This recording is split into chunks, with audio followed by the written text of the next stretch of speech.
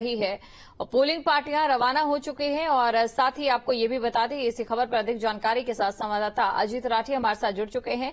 तो अजीत के पास चलते हैं और अजीत से जानने समझने की कोशिश करते हैं। अजीत, देखिए, उत्तराखंड का जो ये रण है और ज्यादा महत्वपूर्ण इसलिए हो जाता है क्योंकि एक तरफ जहां पूरे देश में बीजेपी का स्तर पहले के मुकाबले गिरता दिखाई दिया, उत्तराखंड में हैट्रिक लगाई है बीजेपी ने, लेकिन इस चुनाव में क्या रहता है, ये बड़ी बात। जी दीपशिका, बिल्कुल आपने सही कहा। चूंकि लोकसभा में लगातार हैट्रिक लग रही है और ये जो दो विधानसभा के उपचुनाव हैं, इसमें भारतीय जनता पार्टी के पास संख्या बल के लिहाज से विधानसभा में खोने को कुछ नहीं है। क्योंकि अगर दोनों सीट भारतीय जनता पार्टी हार भी जाती है तो फिर भी उनके 47 विधायक जो निर्वाचित होकर आए थे वो बने रहेंगे। लेकिन सरकार चूंकि भारतीय जनता पार्टी की है और अगर एक भी सीट वो नहीं जीत पाते हैं, दोनों हार जाते हैं, तो ये सरकार की प्रतिष्ठा की बात होगी।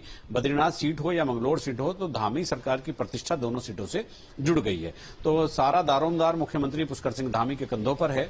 और जितने तमाम जो भी स्टार प्रचारक यहां पर आए थे तो वो तो ठीक है, आकर के चले गए। चूंकि ये शासन तंत्र और सत्ता यहां पुष्कर सिंह धामी के हाथ में, तो पूरी की पूरी जो एक मतलब समझो जिम्मेदारी है तो मुख्यमंत्री के ऊपर बाकी नेताओं से ज्यादा है। तो मंगलौर सीट की अगर हम बात करते हैं तो मंगलौर सीट पर बसपा के सरबत करीम अंसारी पिछले चुनाव में निर्वाचित हुए थे, उनका निधन हो गया, तो उसके बाद सीट खाली हुई। तो यहां से चूंकि काजी निजामुद्दीन पिछली बार भी मात्र 500 वोटों से हारे थे, जो कांग्रेस के प्रत्याशी थे, तो कांग्रेस ने फिर उन्हीं को प्रत्याशी बनाया है। और बसपा की तरफ से जो अपने उनके दिवंगत विधायक हैं सरबत करीम अंसारी, उबैदुर अंसारी उनके जो बेटे हैं, उनको चुनाव मैदान में उतारा गया है। लेकिन भाजपा ने यहां एक नया प्रयोग इस बार किया है। वो हरियाणा के जो एक नेता हैं करतार सिंह भड़ाना, उनको यहां भाजपा ज्वाइन करवाई गई और उनको मंगलौर सीट से भाजपा के टिकट पर चुनाव लड़ाया जा रहा है। भड़ाना बंधुओं के चुनाव लड़ने का अंदाजा और उनका जो भी अंदाज है, जो भी तौर तरीके हैं, वो सब जानते हैं।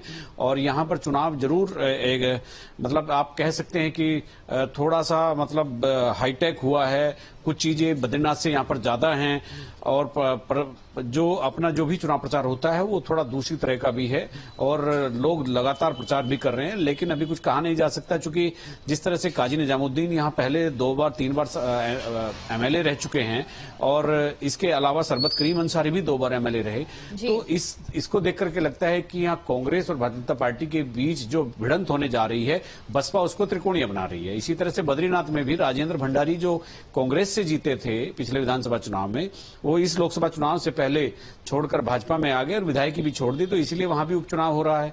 तो भाजपा ने जो पिछली बार जिस राजेंद्र भंडारी ने भाजपा के मौजूदा प्रदेश अध्यक्ष महेंद्र भट्ट को विधानसभा में करारी शिकस्त दी थी, अब वही महेंद्र भट्ट उनके लिए वोट भी मांग रहे हैं।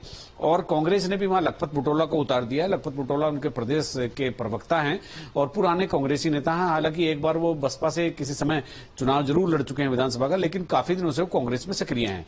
तो दोनों जगह माना जा रहा है कि मुकाबला बहुत कड़ा है और बहुत कड़ा मुकाबला।